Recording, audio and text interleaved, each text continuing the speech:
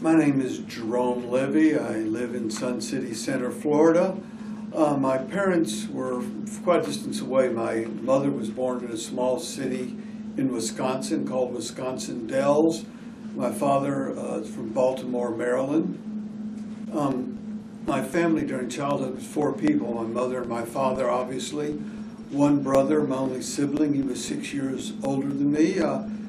He was a giant. He was 6'4" at 13 and then stopped growing at that point. It was a happy childhood, but kind of interesting. My father was an ivory tower professor. He was always in his office. So basically we were reared by my mother, which pretty much a generational thing, quite frankly. The woman stayed home and raised the children.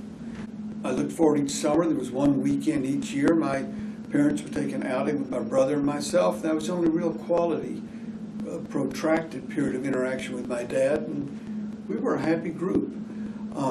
In Austin, went to high school there. After high school, I, during that summer, gained a full semester in advanced placement exams at University of Texas and entered school in the fall, already a high freshman. I was a good student, on the dean's list. Of course, the son of a college professor, kind of mandatory that you be a good student and not get into any trouble or raise any more than minimal hell. Because if I had done so, there would have been a meaningful monologue between my parents and me. Greatest achievement in life, frankly, was marrying a woman by the name of Brenda. We've been married quite a few decades. People used to joke that we were introduced in kindergarten by Moses, but we've been together a long number of years. We had 5 children in 7 years. People accused us of running a house of pill refute. Things I regret, frankly, I wish I had done more playing and enjoyment then. We travel a lot now, but at the time we were too concerned about the money. Now I'm down in Florida. I'm retired. My wife retired 10 years ago from her law firm. I retired from mine 3 years ago, and we are having a wonderful time. The concept of being in a senior citizen community, I thought it was a marketing bunch of fluff, but really it's true. A city of 20,000 people without a school district, didn't think that was possible. I've been asked the question of what bits of advice would I give to future generations. Frankly, I would tell them to love a lot. That old bad joke about love makes the world go round, but so does a swig of tobacco juice. Well, I don't know that I subscribe to that, but being self-actualized with my best friend as my wife, I am truly blessed. I saw something a sociologist wrote some years ago saying 1 out of 20 marriages is truly exceptional and gratifying to both. I'm fortunate enough to have one of those. The second bit of advice to future generations is plan for tomorrow. It's easy to be myopic. It's a natural course of things. I say, plan for today and tomorrow. The concept of self-denial, some people pride themselves on it. There's an old joke when someone went to heaven, the Lord met him, and the person there before the Lord says, I was a good person all the world. Well, I was occupied, I was frugal, I was prudent. The Lord says, but why didn't you enjoy the blessings I gave you? Instead of practicing self-denial, that's not what I wanted you to do on earth.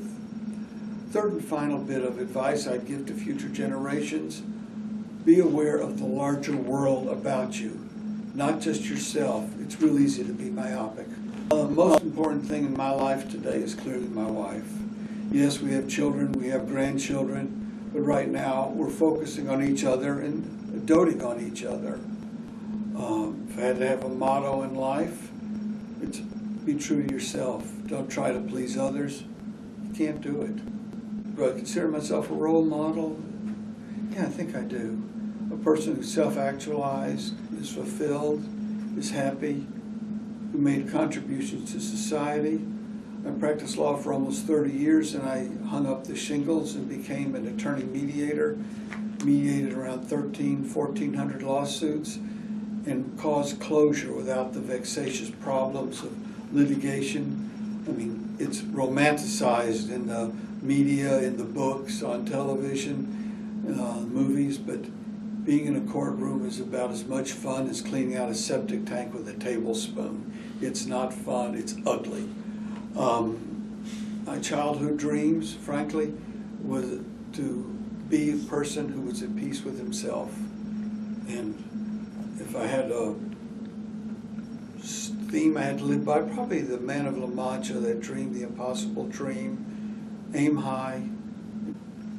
The best advice I ever got was from my brother's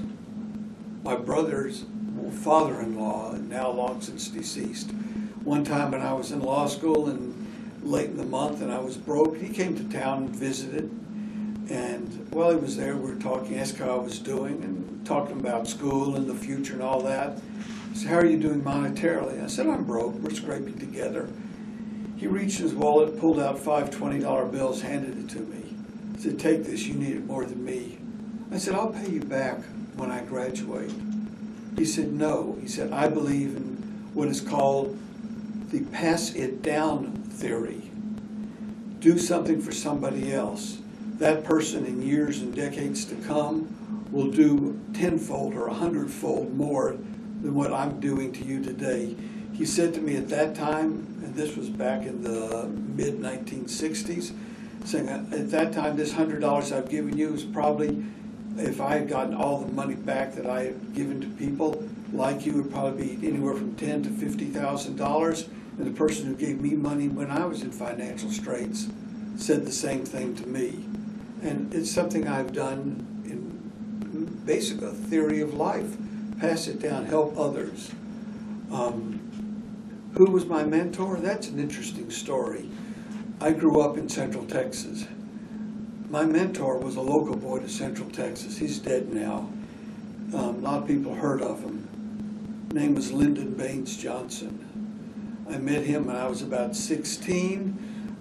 His major fundraiser there in Austin was a friend of my father's, and he introduced me to Johnson, and I went to work in his office part-time, very low profile materials such as emptying ashtrays and making coffee, and was there for a number of years and was involved when he ran for president in 1964.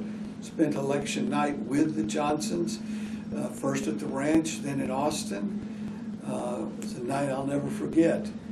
Fascinating person, someone who had several interesting characteristics. One, knowing how to handle people. Secondly, never able to forget a name. He'd ever met you. Even 5, 8, 10 years later, he remembered you were at a reception he met in Omaha, Nebraska 7 years earlier. He remembered your name. It's incredible how some people can do that.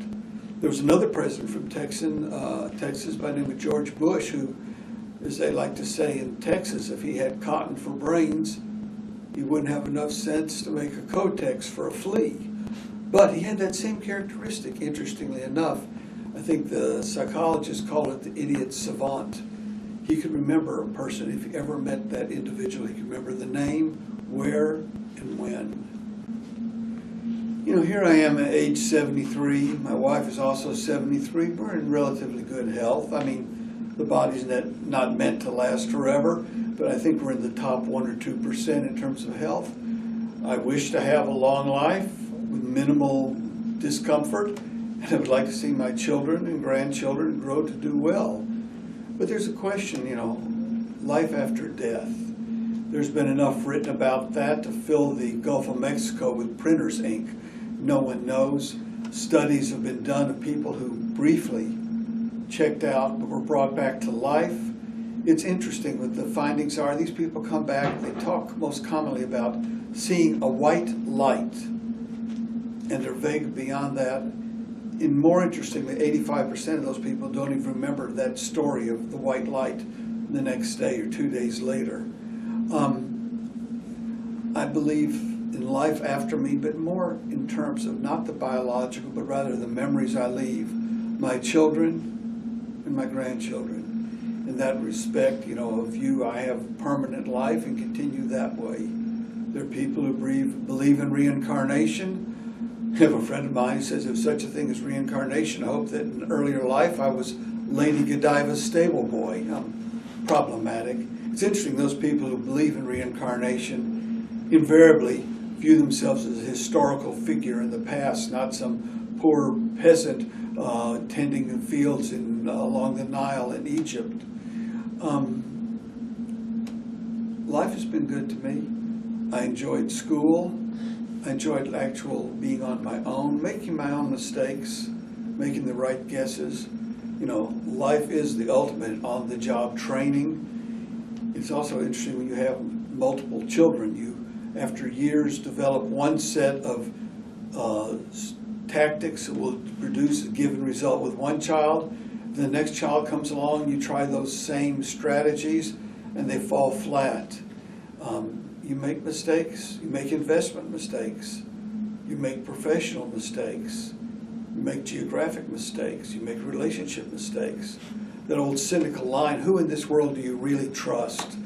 And we've all been blindsided by somebody we thought we can trust, and conversely been pleasantly surprised by someone who we really didn't think was a close friend or confidant.